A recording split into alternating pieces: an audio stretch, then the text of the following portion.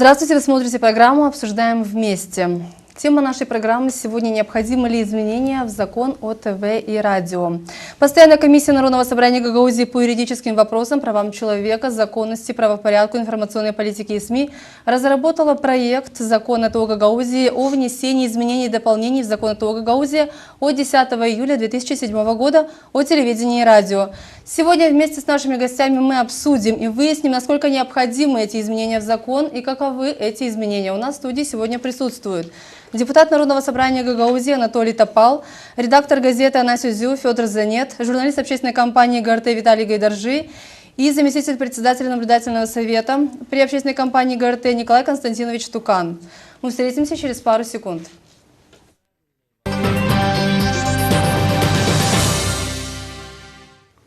В начале 2013 года в Камрате уже проходили открытые слушания по внесению поправок законопроекту о телевидении и радио, разработанный постоянной комиссией НСГ по правам человека, законности и правопорядку.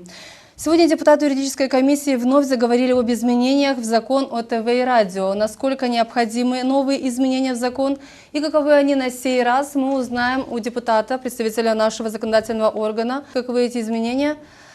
Можете рассказать нашим телезрителям, чтобы они поняли, о чем идет речь. Добрый вечер. Во-первых, хочу сказать, что данные изменения были инициированы частью нашей комиссии. В состав данной комиссии я тоже вхожу. На прошлой неделе было заседание данной комиссии, где рассматривался вопрос о внесении изменений в данный закон наш. Я на комиссии высказал точку своего зрения. С учетом, что у нас ожидается проведение публичных дебатов по данному вопросу. Плюс потом еще, сейчас господин Тукан напомнил, что будет еще одно мероприятие, на котором будут обсуждаться проблемы в целом телевидения Гагаузии. Поэтому моя точка зрения была следующая, что мы данные дебаты прошли, получили необходимую информацию от специалистов, от всех заинтересованных лиц. И после вот этого всего аккумулирования всех вопросов, тогда я смогу реально для себя определиться, насколько нужны или не нужны какие-то изменения в данный закон о телевидении. На сегодняшний день, ваше мнение, закон сегодня соответствует необходимым требованиям или нет? Или все-таки он нуждается в корректировке? Ну, знаете, идеальных законов нет, во-первых. Нельзя написать закон, чтобы он был идеален, чтобы он всех удовлетворял. Всегда есть сторона, которая больше довольна, сторона, которая недовольна или недовольна частично.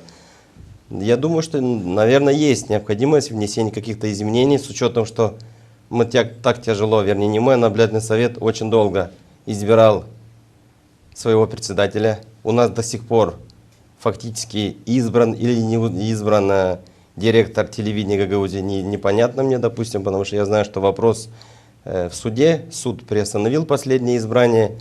Но это вопросы, которые относятся больше к судебной инстанции, я не хочу обсуждать данные вопросы.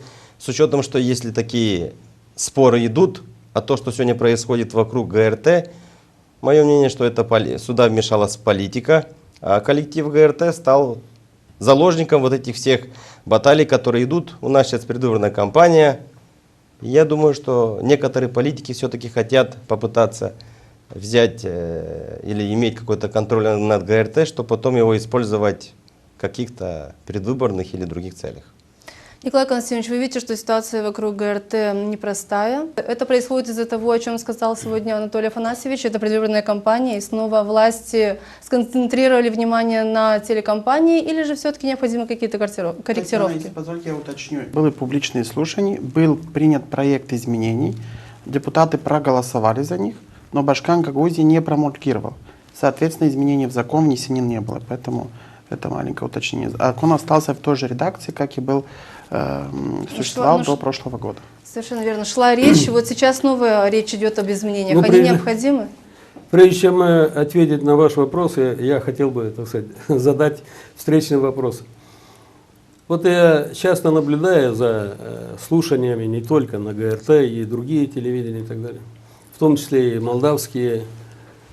И, честно говоря, как бы не вижу результатов от того, что мы пришли здесь, кстати, поболтали и разошлись.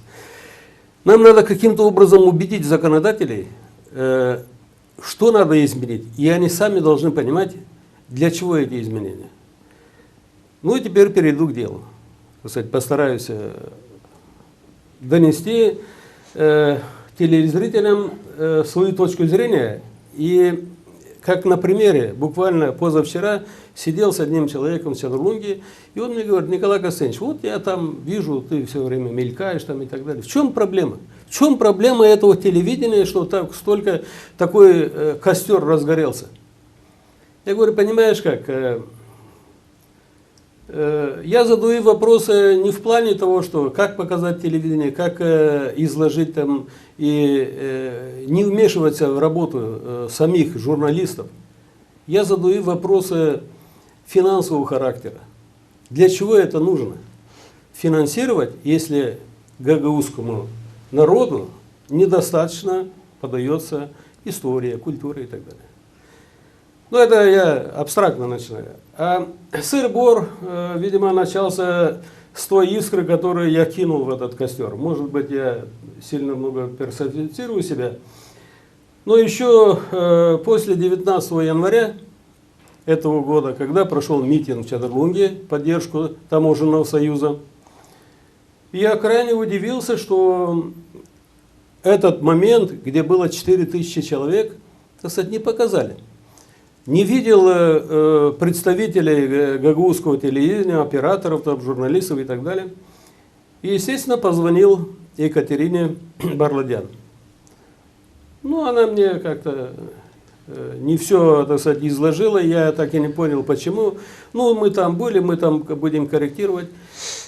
И после этого прошел референдум, я уже был в Москве. Я очень наблюдал внимательно за сайтом и так далее. На гагаузском сайте, на телевидении, только за февраль месяц было где-то 300 с чем-то человек посещений. Остальное все, не было ничего. Я задался вопросом, а в чем дело? И стал внимательно сидеть, заходил в этот сайт, несколько раз смотрел, изучал. И посчитал необходимым написать на имя председателя Народного собрания и Башкана Гагаузии, что есть проблемы. И не столько в персоналиях, мы, наверное, о них будем сегодня говорить, это придется сказать. И вижу необходимость изменения закона. Я знал, о чем вы говорите. Я знал, что Башкан не промульгировал этот закон. Не знаю, с какой точки зрения, с каким-то, так сказать, с какой-то подоплекой, это дело уже политиков. Но я считаю, что нужно было его промульгировать. С этим делом я как бы столкнулся в прошлом году, когда мы рассматривали вопросы о кадровых изменениях. То есть, откровенно говоря, видел, что Жекова пошла, так сказать, не совсем, так сказать, по народному пути, так мягко говоря. И тогда я еще убедился, что закон не позволяет наблюдательному совету жестко контролировать те деньги, которые поступают. Ну, отсюда уже, так сказать, пошло и поехало. Я не буду много времени занимать, вы, может быть, будут еще другие вопросы. Я еще коснусь, почему, что надо конкретно менять. Было сказано, что мы не освещали тот митинг по Таможенному союзу. Насколько я помню, мы освещали это мероприятие, мы освещали и референдум о Таможенном союзе. Мы думаю, что выдавали этот листки. вопрос нужно задавать другим должностным лицам, которые отвечают за редакционную политику. Ну вот эти Я знаю, что это освещалось, поэтому как бы есть... Те моменты, о которых говорит Николай Константинович, необходимы изменения для того, чтобы решить, есть проблемы в данном направлении? Вот Я считаю, что закон действительно требует какой-то ревизии. И потому что он был изначально, фактически калька была снята с кодекса о телевидении и радио. И изначально тогда мы еще заявляли о том, что данный закон не совсем соответствует действительности гагаузской. Но депутаты приняли такой закон, какой приняли в 2007 году. К сожалению, практика показала, что этот же закон имеет очень много противоречий как в самом законе, так и с некоторыми положениями кодекса о телевидении и радио. Долгое время депутаты не могли прийти к мнению, чтобы изменить закон. Вот в прошлом году были публичные слушания, действительно. Вроде там была выработана какая-то формулировка, действительно закончилось тем, что Башкан не промульгировал эти изменения. Но как бы это уже история. Но то, что закон требует сегодня какой-то доработки, это однозначно. Другой вопрос, как это будет сделано. Если мы говорим конкретно о том проекте изменений, который предлагает сейчас комиссия, которую возглавляет господин Бургуджи, то у меня возникает очень много вопросов. Потому что, к примеру, у меня есть распоряжение, подписанное господином Константиновым, номер 80. В распоряжении четко говорится, это представитель Народного собрания, что принять к рассмотрению представленную главой Гагаузии Михаилом Формзалом законодательную инициативу о проекте закона ТО Гагаузии о внесении изменений и дополнений в закон о телевидении и радио. Вот сама инициатива, которая была представлена исполкомом Гагаузии. То есть мы видим, что это на одном листе, и все эти пункты касаются в части лицензирования телерадиоорганизаций. Других изменений исполком Гагаузии не представлял. Далее на вот этот же законопроект, инициативу, есть заключение Управления юстиции. Я хочу, чтобы зрители поняли, о чем идет речь. Далее у меня есть вот бумага, которая была представлена 19 ноября наблюдательным советом, в адрес наблюдательного совета с просьбой, где написано, что наблюдательный совет инициирует изменения в закон Гагаузии о телевидении и радио. Тоже мы видим, что здесь несколько пунктов. Вполне возможно, что наблюдательный совет имел право это делать, им виднее, как они должны работать. Но то, что мы видим, конечный результат, который обсуждала комиссия, которую возглавляет господин Бургуджи, это совершенно третий документ, который переписал полностью закон о телевидении и радио. В частности, изменения, которые предлагает господин Бургуджи, я вам зачитаю, он предлагает санкционировать телерадиоорганизации. Я специально открыл статью 51 уложения Гагаузии автономии, где перечисляются полномочия Народного собрания автономии. Их здесь перечислено 17. Ни в одном из этих полномочий не написано, что Народное собрание имеет право санкционировать телерадиоорганизации. Я задаюсь вопросом, какую цель преследует господин Бургуджи и комиссия, которая занимается СМИ, внося эти поправки. Далее мы идем, вот, если идти по этим изменениям. Наблюдательный совет имеет статус юридического лица публичного права и регистрируется как самостоятельное юридическое лицо в официальных органах, имеет свою печать и расчетные счета. Здесь возникает вопрос, если эти изменения будут проголосованы, то что будет из себя представлять наблюдательный совет? Это будет отдельный орган власти, который был сформирован для того, чтобы контролировать конкретно только общественную компанию ГРТ. Тогда назовите это управление, контролирующее общественную компанию ГРТ. Анатолий Афанасьевич, вот очень много раз говорилось, что общественная компания должна быть такой компанией, которая не зависит сегодня от властных структур, то есть не должна иметь прямое влияние со стороны власти. Вот как вы смотрите на те инициативы, о которых сказал Виталий? Да, действительно, сегодня Народное собрание не должно стать каким-то карательным органом, который будет накладывать какие-то санкции на ГРТ, нашу компанию. Сегодня Народное собрание, получается, со слов Ивана Георгиевича Бургуджи, принимает на себя функции КСТР Республики Молдова. Сегодня лицензию на сегодняшний день вашей компании выдала КСТР Молдовы. Срок лицензии, если не ошибаюсь, до 2017 года. Сегодня, да, Народное собрание может обратиться, я так понимаю, в адрес КСТР, чтобы КСТР наложила там с ходатайством какие-то санкции на ГРТ. Если говорить об отзыве лицензии, то действительно это очень серьезный шаг, который, извините меня, мы останемся без телевидения нашего общественного. Если вы позволите один вопрос. Вот есть инициатива, представленная исполкомом в комиссию, есть письмо, представленное наблюдательным советом. Я внимательно смотрел эти. Откуда появилась третья инициатива, которую представил господин Бургуджи? Ну, я не могу говорить за господина Бургуджи, но это его предложение, он депутат, такой же депутат. Да, хоть он председатель комиссии, он такой же депутат. У нас, у членов комиссии могут быть свое особое мнение. Да, но регламент обязывает, что должен быть указан автор изменений. В двух изменениях мы видим. То, что было представлено господином Бургуджи, мы не видим автора этих изменений. Мы несколько раз уже указывали Иван Георгиевич на то, что когда он выдает мнение целым комиссии, чтобы он подписывал, что это мнение его, там Иванова, Петрова, но не в целом комиссии. Несколько раз у нас возникали вопросы по данному. Теперь то, что был второй вопрос, касается... Первый был насчет полномочий, то, что может Народное собрание. По поводу статуса наблюдательного совета.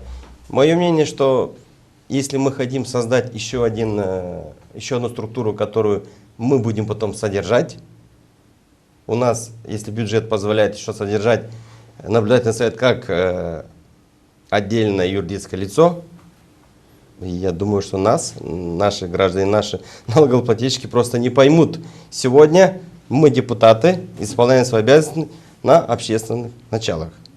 Сегодня все члены наблюдательного совета, когда они подавали документы, они знали, что они будут эту работу выполнять на общественных началах. Да, должна быть какая-то компенсация за дорогу, за проезд, за участие в заседаниях. Если написано сегодня в уставе, что не реже одного раза в квартал заседание наблюдательного совета, это не реже. Да, какая-то там компенсация должна быть, но если мы готовы создать еще один орган какой-то карательный, и который будет сидеть на шее наших жителей, ну я лично против этого. Не вижу Таких ничего вопросов. плохого в том, что члены наблюдательного совета должны получать за свою работу вознаграждение. В этом нет ничего плохого. И вся практика мировая и европейская по функционированию общественных СМИ имеет эти примеры. То есть здесь был взят как бы в Гагаузии чуть другой пример. Те же члены наблюдательного совета, председатель и секретарь получают заработную плату. Я думаю, что этот вопрос должен был быть рассмотрен, потому что это поменяло бы качественную работу членов наблюдательного совета. Но в этой связи Народное собрание должно было предусмотреть статью финансирования наблюдательного Расходов. совета. Я же говорю о другом. Я говорю о том, что эти изменения предполагают, что наблюдательный совет может стать отдельным юридическим лицом. И для меня не совсем понятно, это отдельное юридическое лицо, тогда какое отношение будет иметь компания ГРТ? Вот именно. Федор Иванович, у вас Не, есть еще мнение по секундочку. этому Есть, поводу? есть, Давайте потому дадим что, Федору Ивановичу слово. Федор Ивановичу слово. Это наш постоянный зритель. Пожалуйста. Я понимаю, что все хотят высказаться, и я хочу тоже высказаться, но я скажу так. Давайте мы сперва определимся. Господин Тукан, у нас при телевидении есть наблюдательный совет или надзирательный совет? Давайте мы четко формулировку. Первое. Если вы в таком виде предлагаете изменения, значит, первое должно быть изменение названия совета. Оно должно быть надзирательным. Потому что, судя по тому, что вы, кто готовил проект и предложение, вы берете на себя функции полиции, налоговой инспекции, государственных карательных органов. То есть вы берете на себя всю власть, скажем так, над одним общественной организацией. Первое. Значит, если туда должно быть, с вот этого должен быть начат закон. Второе. Почему вы, наблюдательный совет шел, как общественная организация, сказал господин Топал, и вы себе неограниченно ставите зарплату, которую вы себе планируете. Причем эту зарплату вы хотите брать с бюджета общественной организации ГРТ. Приносите ли вы, как надзирательный совет, в бюджет ГРТ эти деньги? Если вы их зарабатываете за счет рекламы, за счет каких-то грантов, пожалуйста, финансируйтесь. Но если вы эти деньги не приносите, вы не имеете морального права, я говорю о надзирательном совете, вы не имеете морального права получать какие-то особые вознаграждения за свой якобы труд. Потом, вы предлагаете контролировать передачи, назначать зарплаты. Извините меня, Кодекс труда Республики Молдова никто не отменял. И вы не можете, как надзирательный совет, взять на себя функции еще ГЗОТа.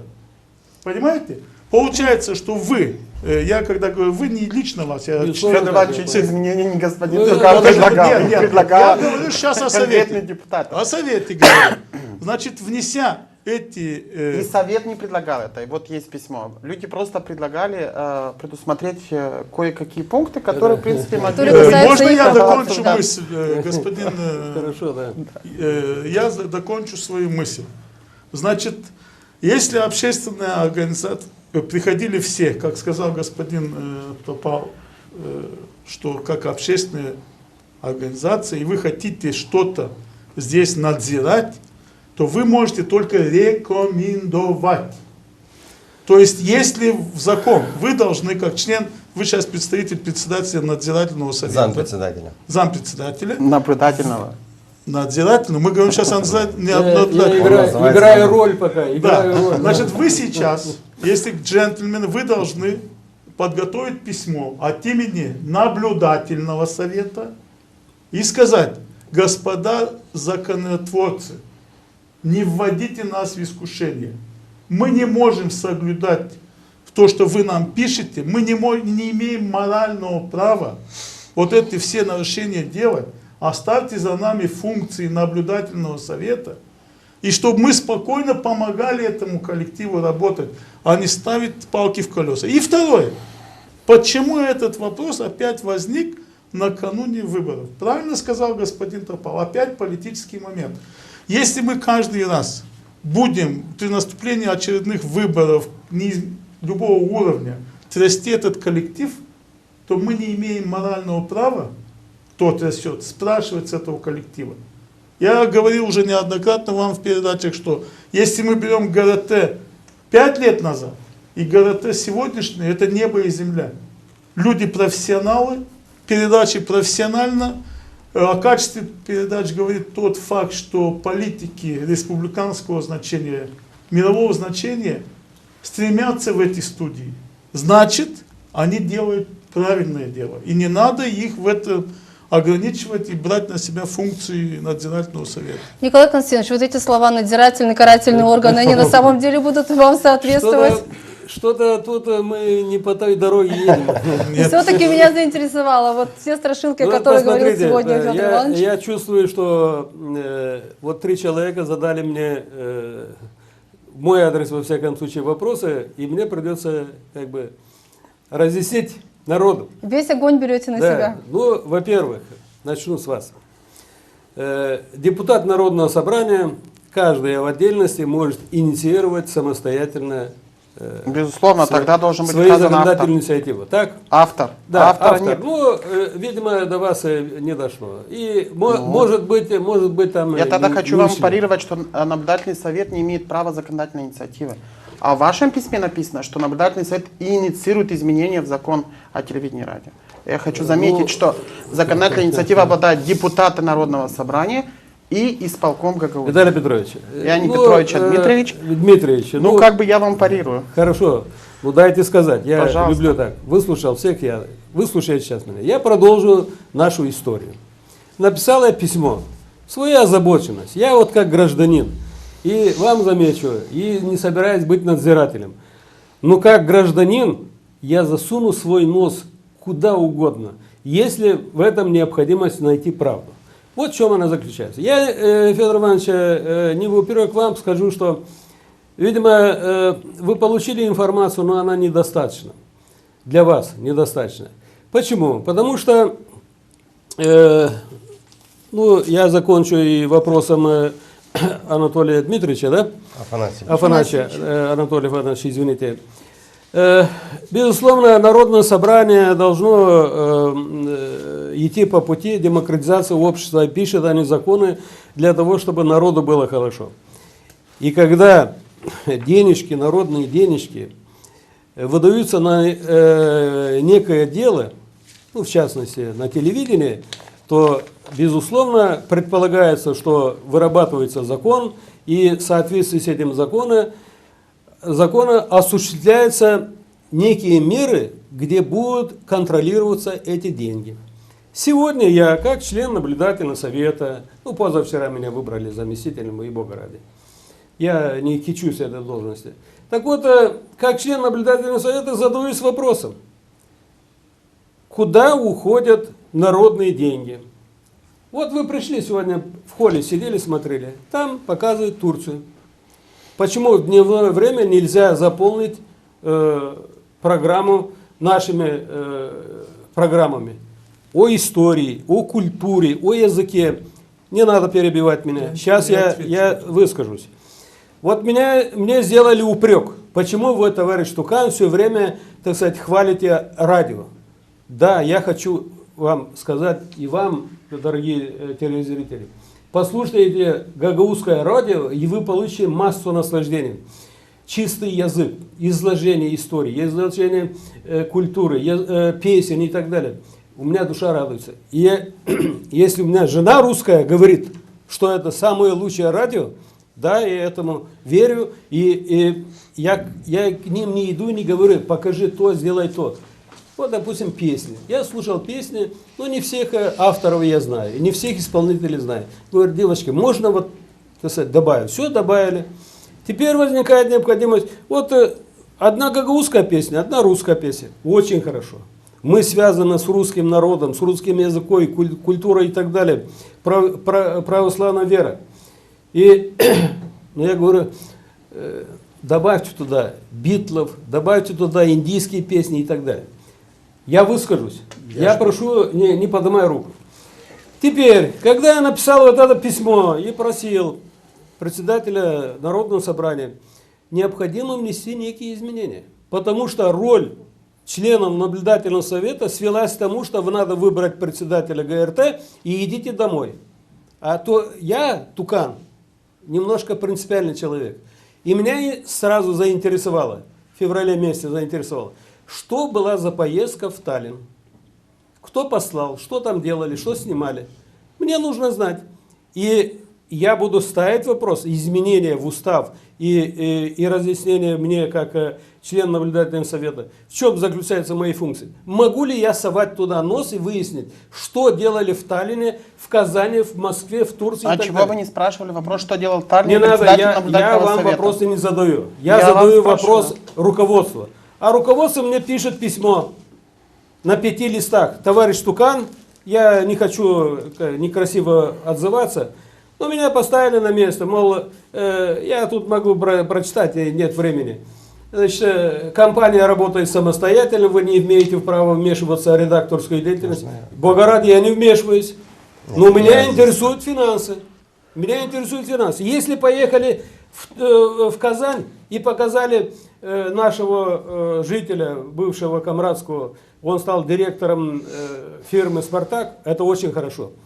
Но какова взаимосвязь наших народов с песенной программой Тюрк-телевизиона с этими делами? Значит, не соответствует. И поездка даром потраченные деньги. Я категорически с вами не согласен. Почему? Я скажу. Сейчас я отвечаю на 3 последние.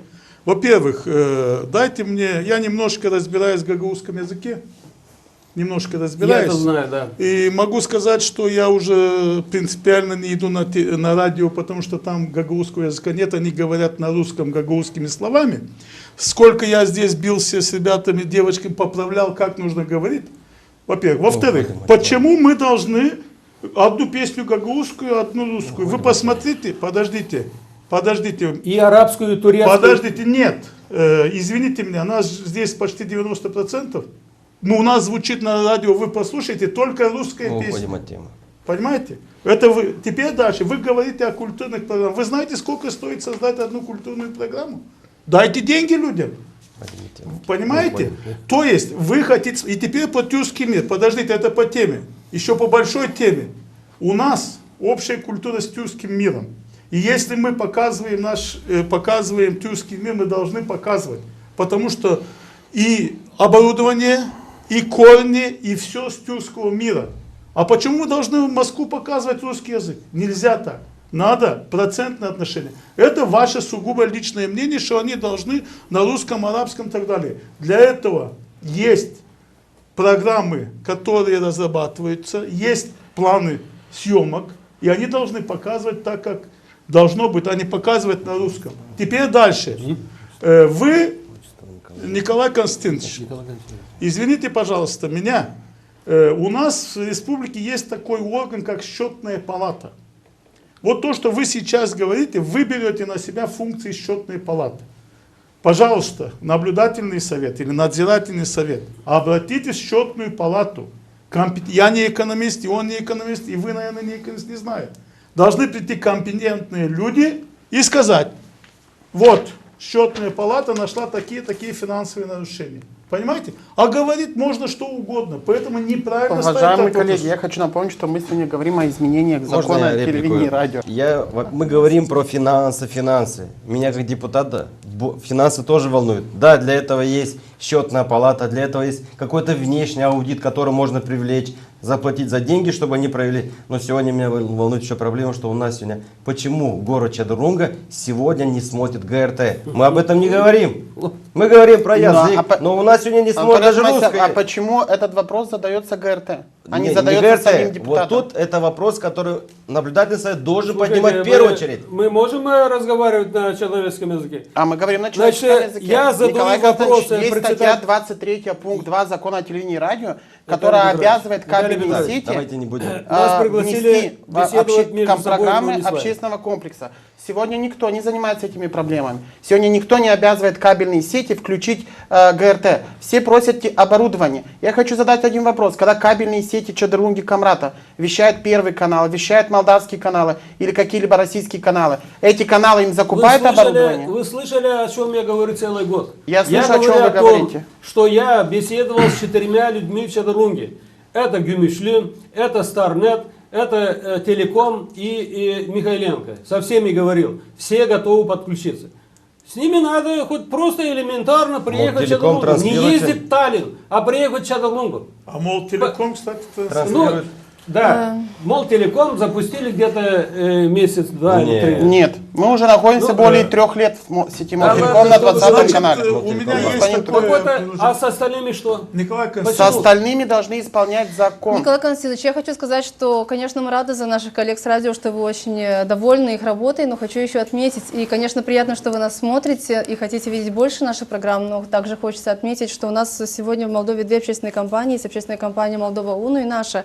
Я думаю, что можно немного и сравнить, наверное, бюджеты той компании, бюджеты этой. Я думаю, что все наши журналисты готовы сегодня работать на увеличение нашего программного комплекса, но сегодня, наверное, необходимо рассмотреть не только Скажите мне, увеличение, но и пожалуйста, я вас рассмотреть понял. Скажите мне, финансирование. пожалуйста, зачем меня туда делегировали, зачем я, извините меня, бегал как, что, показать себя? Меня есть туда вы- никто не таскал. То есть вы намерены этими вопросами Куда? заниматься да вплотную? Наблюдательный совет. Я сам дома сидел, слушал радио и пошел, подал документы. У меня сейчас будет вопрос к Анатолию не надо, Афанасьевичу. Подождите до вопросов.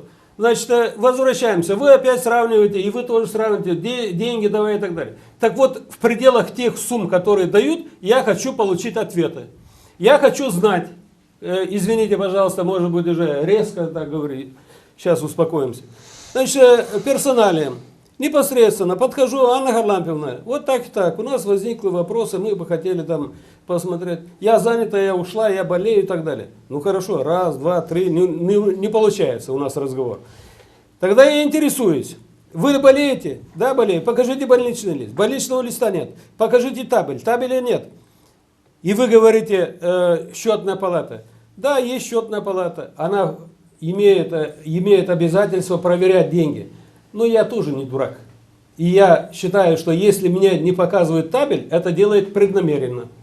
И потом через 2 месяца мне его говорят, вот, что вы хотели, вот табель. Какие у меня могут быть разговоры на эту тему? Я думаю, что его подделали. Николай Константинович, у меня просто такое чисто, я тоже 25 лет возглавляю газету, беру на себя всю ответственность, и финансовые, и так далее, и так далее. Значит, у вас есть отношение наблюдательного совета с директором компании ГРТ. Наверняка они регламентированы. Например, вы должны были, наверное, в письменном виде попросить, иметь ответ. Я говорю о другом. Вы, как наблюдательный совет, вы не должны на себя взять функции проверяющих и карательных органов. Вы должны были, я так представляю. Уточните, где и когда я брал эти функции. Нет, я не вас говорю, я говорю о наблюдательном совете. Тем более никто Вы кроме меня это не требуете сделал. отчет, чтобы вам принесли финансовый отчет. Вы только что об этом сказали. Понимаете, если у вас есть сомнения по финансовой деятельности компании, вы обращаетесь в соответствующий орган и получаете это.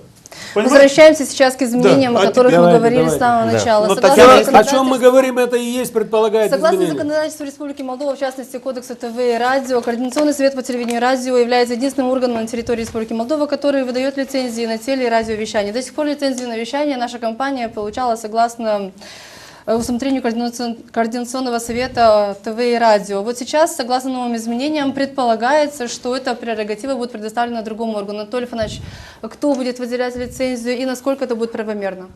Ну, на сегодняшний день у нас Гагаузии кабельные сети получают лицензию при управлении, которое есть при исполнительном комитете. Насколько сегодня мы готовы создать то управление или дать функции данному управлению, если мы сегодня не можем никак, выдавая лицензии нашим кабельщикам, добиться, чтобы они транслировали ГРТ по всей территории. Сегодня ведь пришел получать лицензию в управлении. Ставит задача, так, почему пригласил начальника, почему вы не транслируете сегодня кабельные сети? Или собрал председателя компании ГРТ, собрал всех представителей кабельных сетей, почему вы не транслируете, почему вы нарушаете закон? Нет проблем, я не хочу принципиально. Пожалуйста, лицензию на стол и все, извините. Вот решение вопроса. Неужели это нельзя сегодня сделать? Собрать, я не говорю, что в адрес то управление, которое, значит, я считаю, что то управление в недостаточной мере может это сделать. Соответственно, должны создать, пускай это будет какая-то специальная комиссия, куда будут входить представители исполкома, Народного собрания, общественности, наблюдательного совета, и тот орган, который реально будет выдавать, если мы придем к тому, будет выдавать даже лицензии всем нашим кабельным сетям.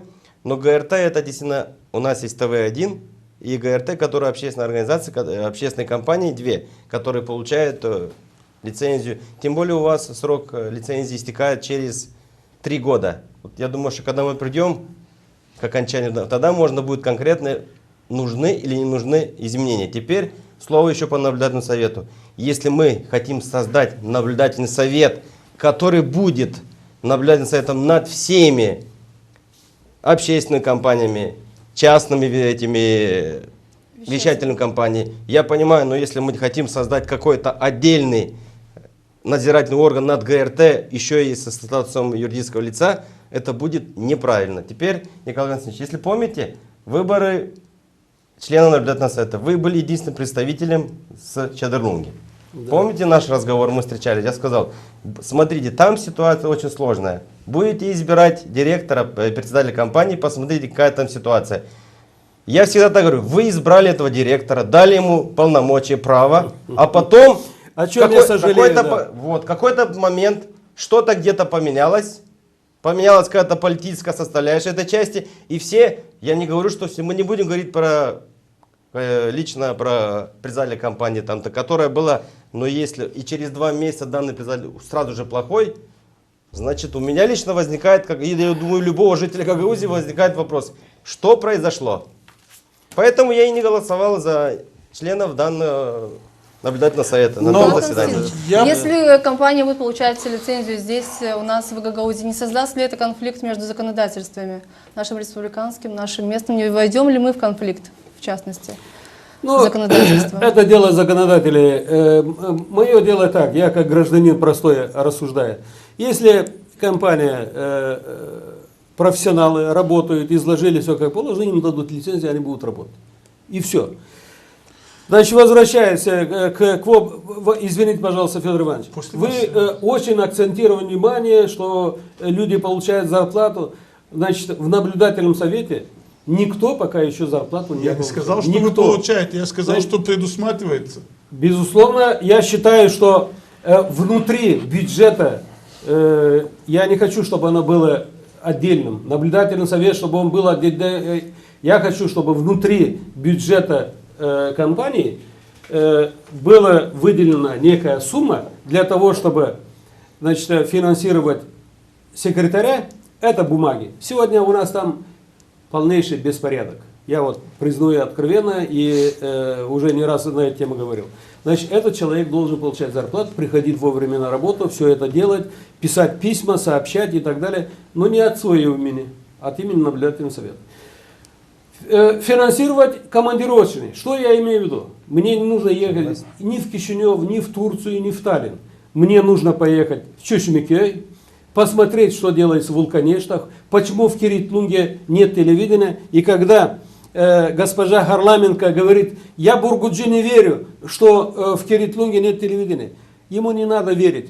Надо послать своего специалиста со мной и еще с кем-то, и просто походите посмотреть. Товарищи, есть там сигнал или нет? Что они слушают? И тогда мы убедимся, стоит ли такие деньги давать для общественной компании. У меня есть реплика. Идея правильная, но поймите, если вы хотите как наблюдательный совет при общественном теле ГРТ компании, значит, и финансировать это отсюда, вы не имеете морального права взять на себя функции надзирания над другими каналами, в том числе и кабельным. Мы не об этом говорим. Сейчас я по другой подвижу. Я почему говорю? Значит, теперь Вы сказали, что вот если они себя хорошо ведут, то почему не лицензию дать? Во-первых, насколько я знаю, частоты в Республике Молдова принадлежат государству Республики Молдовы. И никто не вправе, какая-либо другая комиссия, взять и выдавать свои частоты. Все равно... Да, Бога ради, я об этом не Подождите, говорю. я о другом. И все равно вы будете, кто там, комиссия или кто будет создаваться, она будет дублировать КСТР молдавский. То есть, внеся изменения в вот это законодательство и попытку сделать из наблюдательного совета подобие КСТР, значит, опять же, Народное собрание, автор инициативы, вступает в конфликт с законодательством Республики Молдова. Уже в самом начале конфликт, значит, любой обжалует этот закон, и он не пройдет. Теперь третье. Кабельное телевидение, это уже вам.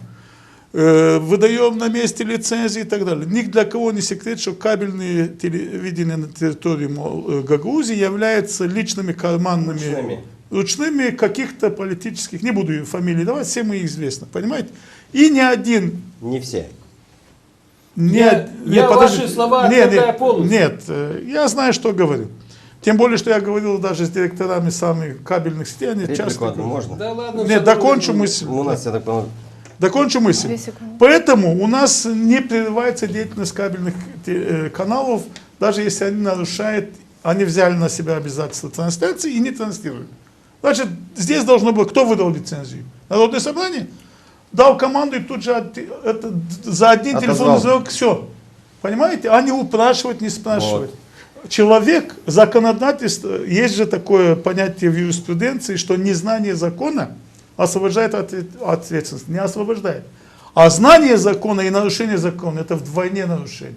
Понимаете? скажу больше. Пожалуйста. Со следующего года у нас планируется переход на цифровое телевидение. Это большой Сегодня вопрос. я читал выступление председателя КСТР, который заявил, что если государство выдает лицензию, государство возьмет на себя все расходы по приобретению данного оборудования, которое сегодня очень дорогостоящее. Поэтому, если мы готовы взять на себя еще и обязательство искать деньги у центра, то, пожалуйста. Федор Виталий, чем нам грозит то, что мы будем получать лицензию здесь на месте, а не как ранее? Я хочу напомнить, что сегодня мы хотели говорить о изменениях, предполагаемых Мы как раз об этом изменении говорим. Немножко ушли от темы. Но в общем пришла на ум одна фраза, которая принадлежит пропагандисту нацистского правительства Геббельсу, о том, что чем наглее ложь, тем больше она подходит на правду. К сожалению, ситуация сегодня вокруг ГРТ именно соответствует этому высказыванию.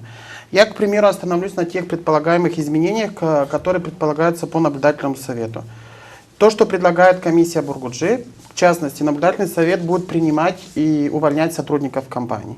Я считаю, что это ненормально. Не надо. Нет, конечно. Но это есть в этих инициативах. Я это не поддерживаю. Дальше. Наблюдательный совет предоставляет право определять, я вот вам зачитаю, устанавливать масштабы, структуру программ компаний, продолжительность трансляции этих программ. Это считается нормальным. Это получается, что этот орган получает полностью контроль над издательской политикой, которая является независимой. То есть я не говорю о том, что закон не должен изменяться. Он, безусловно, должен пройти ревизию. И, безусловно, там наверняка должны рассматриваться и вопросы, касающиеся полномочий наблюдательного совета. Но то, что предлагают сегодня, уничтожает полностью общественное телевидение как институт таковой. А общественное телевидение, я-то скажу, я вас не прерывал. Общественное телевидение является достижением молдавского общества и гагаузского в частности. И что касается лицензирования. Проблема лицензирования, она уже не первый год стоит. И все мы знаем, что если кто-то не знает, я хочу сказать, что молдавское законодательство не позволяет кабельным сетям производить программы. Они ретранслируют программные комплексы каналов, имеющих на это право. Чем у нас занимаются кабельные сети в Камрате, мы все знаем. Производят программы, в том числе эти программы тиражируются и другими кабельными сетями. Не имея на это права законом, они не имеют лицензию на производство программ. Этими лицензиями обладают эфирные вещатели. Далее, кто будет разрабатывать частоты сегодня, если эти лицензии будут выдаваться здесь? Частоты сегодня разрабатываются по заказу Министерства информационных технологий агентством по радиочастотам. После их разработки их на конкурс открытый выносит КСТР. Мне интересно знать, какая структура в Гагаузии будет заниматься разработкой этих частот. Вы на меня смотрите, я на эти вопросы не отвечу. Я просто говорю, что эти изменения предусматриваются здесь. А мы сегодня говорим, наводим тень на плетень и пытаемся увести дискуссию в другое русло. Говорить о том, что наблюдательному совету сегодня не дают исполнять свои полномочия. Совершенно правильно. У вас полномочия записаны в статье 35 Закона о телевидении и радио. Они предельно ясны. Такие же полномочия имеет наблюдательный совет Телерадио Молдова. Эти полномочия расписаны в Кодексе о телевидении и радио.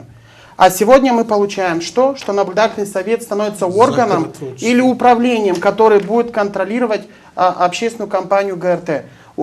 Председатель наблюдательного совета по этим изменениям получает право своим индивидуальным решением издавать распоряжения в пределах своей компетенции. Я доскажу, я вас не прерывал. Вы считаете это нормальным?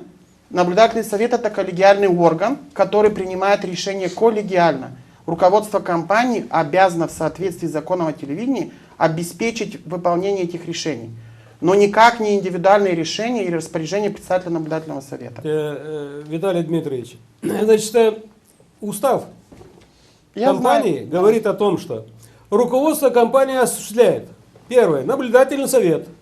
Я туда буду предлагать внести изменения, добавления. Является работодателем и действует на основании Кодекса о труде.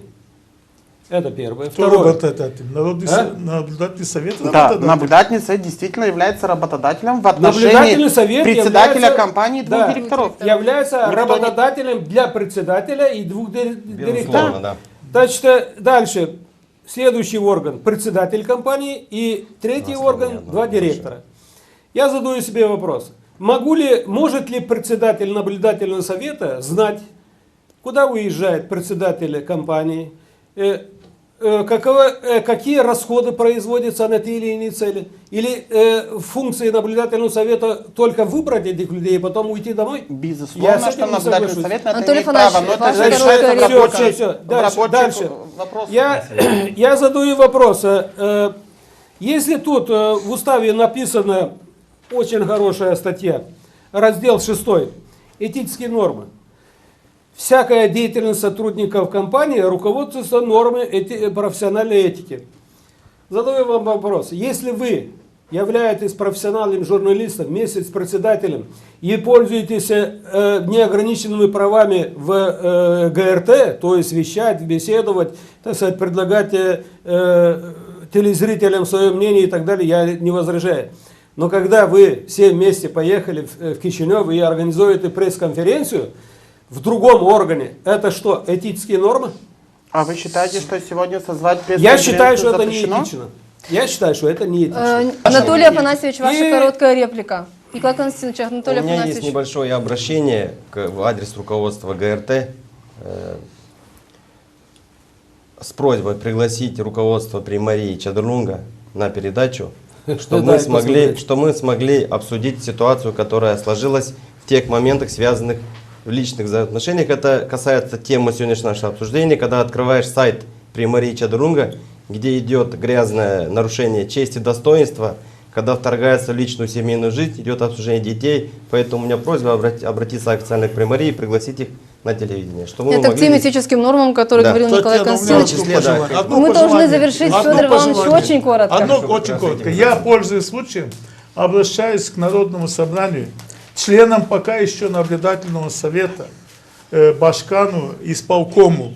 Не доведите опять, не раскачивайте лодку, не доведите Гагаузию до потопа.